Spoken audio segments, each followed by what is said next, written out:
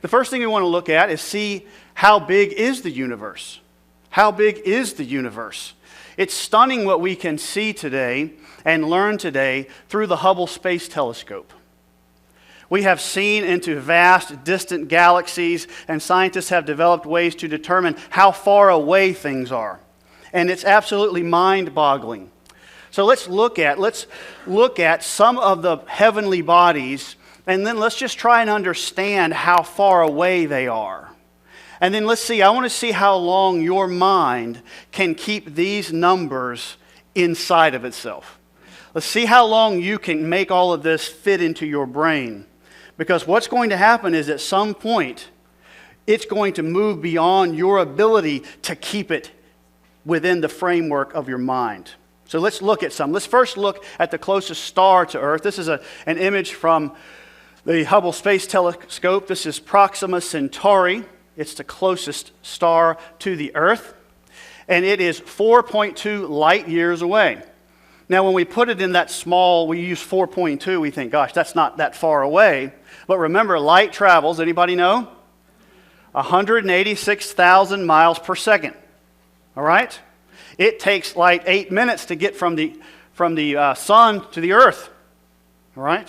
So we're a long way from the sun. This is 4.2 years traveling at 186,000 miles per second.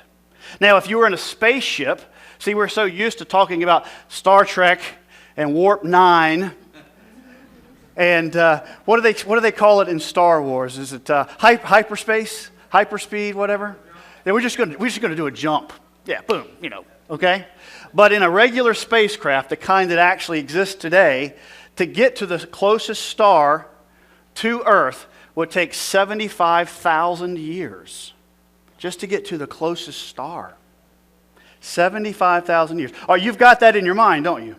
You got that. That's your mind's maybe this big. Stan's, yours is maybe this big. All right?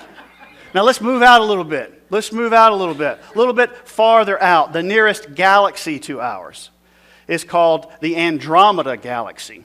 And the whole galaxy is 220,000 light years across. And it is so far away that we have to look at it with a telescope. Do you know what happens the farther something gets away, the smaller that it seems? Well, imagine how far something must be away for 220,000 years of traveling at 186,000 miles per second to be so far away that you can't even see it with your eyes.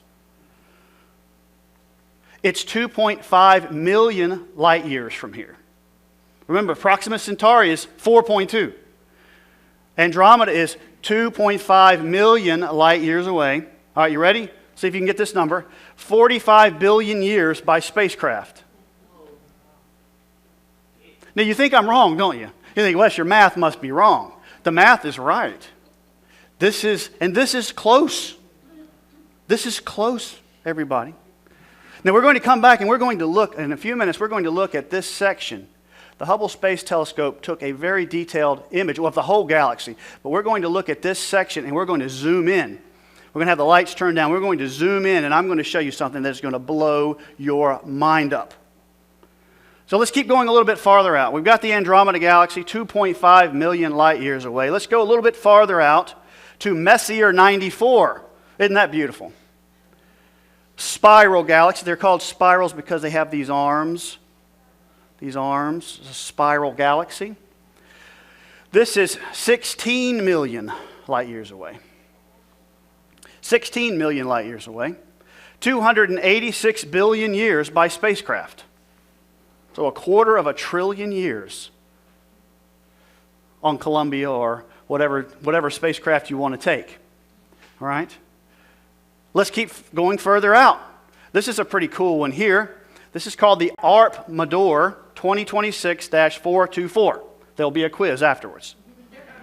It is a double galaxy. So we've got two galaxies in roughly the same spot. And if you look at it, they call it a ghost face.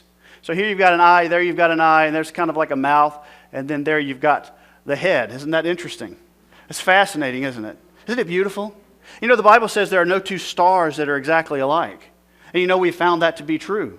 We have never found two stars that were exactly the same. And you know what else the Bible says? Oh, by the way, I'll just throw this in. This is free. That God knows every one of them. He gave every one of them names that He remembers. God has named every one, and He remembers every name. Now, I am terrible with names. I remember faces, but I don't remember names very well. Now, let's go a little bit farther out. All right, this is going to get sick. 704 million light years. All right? 1.3 trillion years by spacecraft. Now, you ready for this one? Oh, this is cool. Are you ready for this? This is just stupid. This is stupid big. Look at this. This is a picture of a galaxy cluster. There are thousands of galaxies in Abell 2218. Thousands of galaxies that far out. 2.1 billion years away, we have thousands of galaxies. There's no point in even calculating that, is there? I mean, there's just no point in even doing the math on that one. Are you feeling small yet? Well, you see, the evolutionists will tell you that you should feel small because you're just a chance, random creation in all of these billions and billions and billions of galaxies and stars. But that's not why you should feel small. We'll talk about why in just a moment. Now, this is that image of Andromeda that I was talking about. All right? This is a section of it. Okay? The Hubble Space Telescope took thousands of images over a period of time and put them all together. This is the largest and sharpest image ever taken of the Andromeda Galaxy. It would take 600 HD television screens to display the whole image. It's a massive image. And you can find it on the internet because your tax dollars paid for it. This span right here is 40,000 light years. That's 40,000 light years you're looking at that. And look at all these. You see these little dots right here? Okay? Well, we're going to zoom into that in a minute. There are 100 million stars and thousands of star clusters in that picture that we can see. Now, here's the cool part.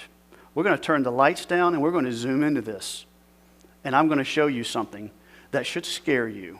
How many stars are there in the universe? Kill the lights there for me for a second.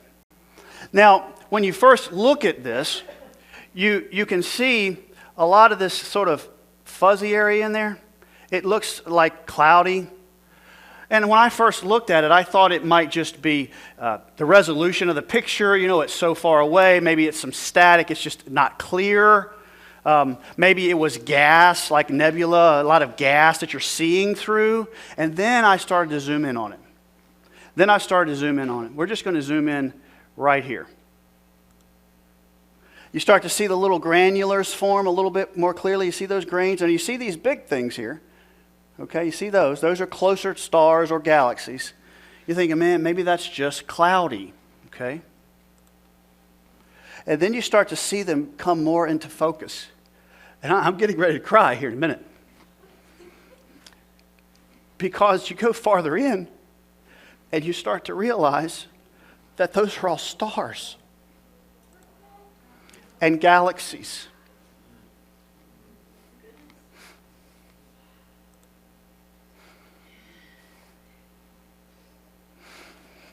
And I can hardly stand it.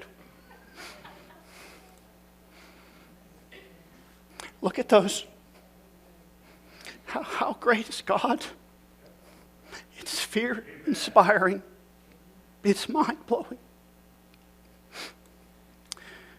Those are all stars and galaxies. That's not haze. That's not lack of clarity in the photo. That's the power of the Creator.